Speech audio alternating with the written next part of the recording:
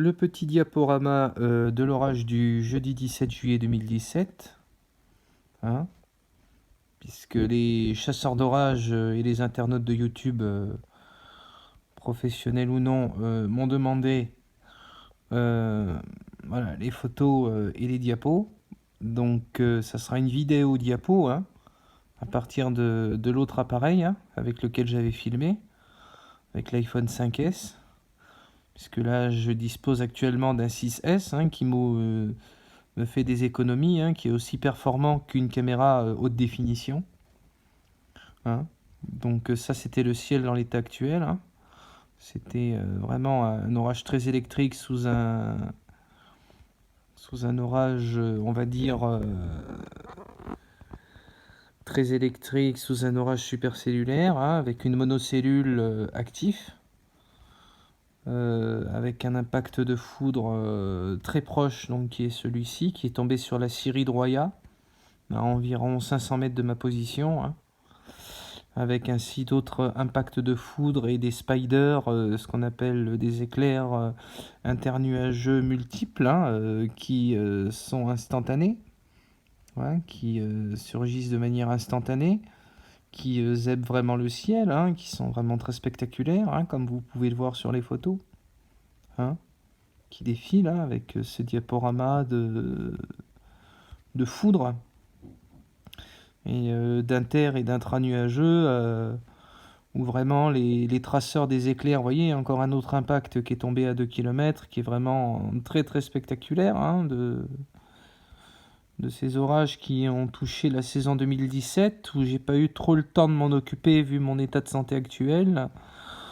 Et vu mon état de santé très dégradé, donc du coup j'ai décidé de prendre un moment pour voilà, expliquer un peu pourquoi j'avais pas pu mettre en ligne directement la saison 2017 sur ma chaîne professionnelle YouTube, hein, qui est dédiée exclusivement aux orages.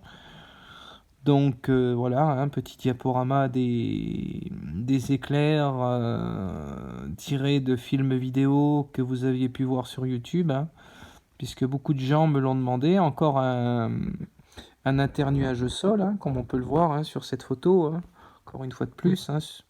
Et ça, c'est pris de mon habitation, hein, donc de chez moi. Donc on a vraiment des orages sur Clermont atypiques, pas tous, hein, pas sur Clermont, mais la moitié d'entre eux, oui, donnant vraiment des éclairs très très très spectaculaires sur certains orages. Donc parce qu'on a la chaîne des Puys qui est en relief